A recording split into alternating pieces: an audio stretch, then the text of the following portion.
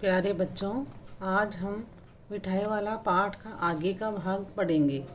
दादी बोली 16 तो बहुत कम है, भला 25 तो देते। दादी बोली कि भैया 16 तो बहुत कम है, 25 तो देते। मिठाई वाला नहीं दादी, अधिक नहीं दे सकता, इतना भी देता हूँ। यह है, अब मैं तुम्हें क्या, खैर मैं अधिक न दे सकूँगा। यानी मिठाई वाले का मतलब है कि मैं दादी आपको क्या कहूँ, इससे ज़्यादा मैं आपको नहीं दे सकूँगा। रोहिणी दादी के पास ही थी, बोली दादी फिर भी काफ़ी सस्ता दे रहा है। रोहिणी ने दादी से कहा दादी फिर भी ये मिठाई वाला जो मिठाई दे रहा है काफ़ी सस्ता दे रहा है। 4 पैसे की है, ले लो, यह पैसे रहे, ये लो पैसे और 4 पैसे की ले लो। मिठाई वाला मिठाइयाँ गिनने लगा। 4 की दे दो। अच्छा 25 नहीं सही, 20 ही दो। अरे हाँ, मैं बूढ़ी हुई, मोल भाव अब मुझे ज़्यादा करना आता नहीं है। दादी कह रही है मैं बूढ़ी हो गई हूँ, मुझे ज़्यादा मोल भाव करना नहीं आता है। कहते हुए दादी के पोले मुँह से जरा सी मुस्कुराहट फूट निकली। रोहिणी ने दादी से कहा दादी इससे पूछो तुम इस शहर में और कभी भी आए थे या पहली बार आए हो। रोहिणी ने दादी से कहा। यानी दादी रोहिणी है वो दादी के माध्यम से उस मिठाई वाले से बात कर रही है।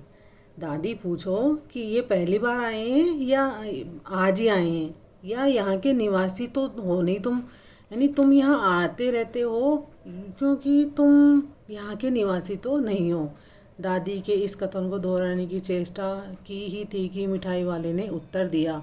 दादी ने पूछना चाहा ही था कि मिठाई वाले ने उत्तर दिया पहली बार नहीं, और भी कई बार आ चुका हूँ। मिठाई वाला बोला कि मैं पहली बार नहीं आई हूँ, पहले भी कई बार आ चुका हूँ। रोहिणी चिक की आड़ में यानी चटाई की आड़ से ही बोली पहले यही मिठाई बेचते हुए आए थे या कोई और चीज़ लेकर आए थे। रोहिणी चिक की आड़ से चटाई की आड़ से बोली कि पहले मिठाई बेचने आए थे या और कोई चीज़ लेकर आए थे।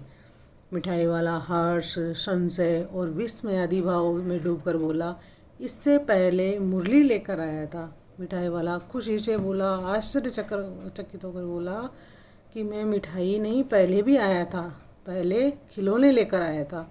रोहिणी का अनुमान ठीक निकला। अब तो वह उससे और भी कुछ बातें पूछने के लिए अस्थिर उठी। रोहिणी जो अनुमान लगाई थी वो सही था, वह और भी बातें पूछने के लिए उसका मन हुआ। वह बोली इन व्यवसायों में, इस धंधे में भला तुम्हें क्या मिलता होगा। रोहिणी बोली कि तुम्हें इसमें क्या मिलता होगा जो तुम 2-2 पैसे की, 3-3 पैसे की बेचते हो। वह मिठाई वाला बोला मिलता भला क्या है, यही खाने भर को मिल जाता है। नहीं, सिर्फ मुझे खाने भर को, मेरा पेट भरने जितना मिल जाता है, कभी नहीं भी मिलता। और कभी ऐसा होता है कि मुझे कुछ नहीं मिलता, यानी मेरे कुछ बचता नहीं है। पर हाँ, संतोष, धीरज और कभी कभी असीम सुख ज़रूर मिलता है। मतलब मेरे बचत नहीं होती, लेकिन मुझे संतोष मिलता है, धीरज मिलता है और बहुत सुख मिलता है। और यही मैं चाहता हूँ, मेरे पैसे बचे या ना बचे, लेकिन मैं संतोष, धीरज और सुख चाहता हूँ, असीम सुख। सो कैसे, वह भी बताओ। यानी रोहिणी पूछ रही है कि वह कैसे मिलता है, बताओ। अब व्यर्थ उन बातों की क्यों चर्चा करूं। मिठाई वाला कह रहा है कि मैं बेकार ही उन बातों की चर्चा क्यों करूं, उन्हें आप जाने ही दें। उन बातों को सुनकर आपको दुख होगा, यानी आप उन बातों को जाने दें, आपको उन बातों को सुनने से दुख होगा। जब इतना बताया है तब और भी बता दो। रोहिणी पीछे से चिक की आड़ से बोल रही है कि जब आपने इतना बताया है तो और भी बता दो। मैं बहुत उत्सुक हूँ, मैं जिज्ञासा में हूँ, तुम्हारा हर्जा न होगा, यानी तुम्हारा नुकसान नहीं होगा। मिठाई मैं और भी ले लूँगी, तुम्हारा नुकसान नहीं होगा। मैं मिठाई ले लूँगी, तुम्हारी सामान की बिक्री कर दूँगी, खरीद लूँगी, लेकिन मुझे ये भी बताओ। अतिशय गंभीरता के साथ, बहुत अधिक गंभीरता के साथ मिठाई वाले ने कहा मैं भी अपने नगर का एक प्रतिष्ठित आदमी था। मिठाई वाला बोला कि मैं भी अपने नगर का, अपने गांव का एक प्रतिष्ठित आदमी था। मकान था, व्यवसाय था, गाड़ी घोड़े थे, नौकर चाकर थे, सभी कुछ था मेरे पास। स्त्री थी, मेरी पत्नी थी, छोटे छोटे 2 प्यारे बच्चे भी थे। मेरा वह सोने का संसार था। बाहर संपत्ति का वैभव था, यानी बहुत पैसा था, प्रॉपर्टी थी मेरे पास बाहर, और भीतर सांसारिक सुख था। यानी मेरा भरा पूरा परिवार था, मेरी पत्नी थी, मेरे 2 नन्हे मुन्ने बच्चे थे, कोई कमी नहीं थी। मेरी स्त्री थी, मेरी पत्नी थी, वो सुंदर थी, मेरी प्राण थी, वो मेरी प्राण प्रिय थी। बच्चे ऐसे सुंदर थे जैसे सोने के सजीव खिलौने, इतने प्यारे प्यारे और सुंदर बच्चे थे जैसे सोने के जीते जागते खिलौने हो। उनकी अटखेलियों के मारे घर में कोलाहल मचा रहता था। वो जो अटखेलियाँ करते थे, खेलते थे बच्चे, उछल कूद करते थे, उस कोलाहल से मेरा घर भरा रहता था, मचलता रहता था। समय की गति थी, विधाता की लीला थी, अब कोई नहीं है। एक समय था मेरे पास सब कुछ था और आज मेरे पास कुछ भी नहीं है। दादी, प्राण निकाले नहीं निकले। दादी, मैं भी चाहता था मेरे भी प्राण निकल जाए, लेकिन नहीं निकले, इसलिए अपने उन बच्चों की खोज में निकला हूँ। मैं उन बच्चों को खोजता खोजता यहाँ तक आ जाता हूँ और खोजता ही रहता हूँ। वे सब अंत में होंगे तो यहीं कहीं। मुझे यह ऐसा एहसास होता है कि मेरे बच्चे इन्हीं बच्चों में कहीं होंगे, आखिर कहीं न जन्मे ही होंगे। यानी उन बच्चों का, मेरे जो नन्हे मुन्ने 2 प्यारे प्यारे बच्चे थे, उनका कहीं न कहीं इन बच्चों में जन्म हुआ होगा। उस तरह रहता, घुल घुल कर मरता। मैं भी इस तरह से घुट घुट कर मरता रहता हूँ, इस तरह सुख संतोष के साथ मरूंगा।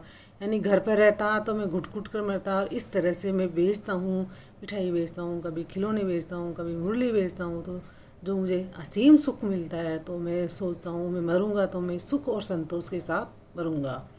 इस तरह के जीवन में कभी कभी अपने उन बच्चों की एक झलक सी मिल जाती है। इन बच्चों में मैं अपने बच्चों की झलक देख लेता हूँ। ऐसा जान पड़ता है जैसे वे इन्हीं में उछल उछल कर हंस खेल रहे हो। मुझे ऐसा लगता है कि मेरे बच्चे, मेरे प्यारे प्यारे बच्चे इन बच्चों में खेल रहे हैं। पैसे की कमी थोड़ी ही है दादी, मेरे पास पैसों की कमी नहीं है। आपकी दया से पैसे तो काफ़ी है मेरे पास, जो नहीं है इस तरह उसी को पा लेता हूँ। दादी, मेरे पास पैसों की कोई कमी नहीं है, जो मेरे पास नहीं है उसी को पाने के लिए मैं इन बच्चों के पास आता हूँ। रोहिणी ने अब मिठाई वाले की ओर देखा और उसकी आंखों में आंसू तरते, उसकी आंखें आंसुओं से तरती, आंसुओं से भरी थी। इसी तरह चुन्नू मुन्नू आ गए, रोहिणी से लिपट कर उसका आंचल पकड़ बोले, अम्मा मिठाई। इस तरह से मिठाई वाला, दादी और रोहिणी बातें कर रहे थे, रोहिणी बातें सुन रही थी। तभी चुन्नू मुन्नू आ गए और रोहिणी से लिपट करके बोले, उसके आंचल को पकड़ कर बोले, माँ मिठाई दो, मुझसे लो। यह कर कर तत्काल कागज़ की 2 पुड़िया मिठाइयों से भरी मिठाई वाले ने चुन्नू मुन्नू को दे दी। जैसे ही चुन्नू मुन्नू अपनी माँ से मांगने लगे, तभी मिठाई वाला बोला कि नहीं, मुझसे लो। मिठाई वाले ने 2 पुड़िया में मिठाई भर करके चुन्नू मुन्नू को दी। रोहिणी ने भीतर से पैसे फेंक दिए। रोहिणी भीतर से ही खड़ी थी, चिक्की ओट में खड़ी थी, उसने भीतर से ही उसकी तरफ पैसे फेंक दिए। मिठाई वाले ने पेटी उठाई और कहा, अब इस बार ये पैसे नहीं लूँगा। मिठाई वाला बोला कि मैं इस बार ये पैसे नहीं लूँगा। दादी बोली, अरे अरे, न न, अपने पैसे लिए जा भाई। अरे नहीं भाई, तेरे पैसे ले जा।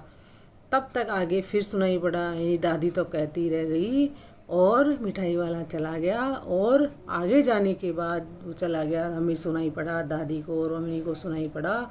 उसी प्रकार मादक मृदुल मीठे स्वर में बच्चों को बहलाने वाला मिठाई वाला, उसी आवाज़ में, उसी लय में, मादक मृदुल स्वर में सुनाई पड़ा दादी को और रोहिणी को, बच्चों को बहलाने वाला मिठाई वाला। धन्यवाद बच्चों। इस पाठ को पढ़ने के बाद, इसका भावार्थ समझने के बाद, इस पाठ के प्रश्नोत्तर अपनी अभ्यास पुस्तिका में लिखेंगे। धन्यवाद।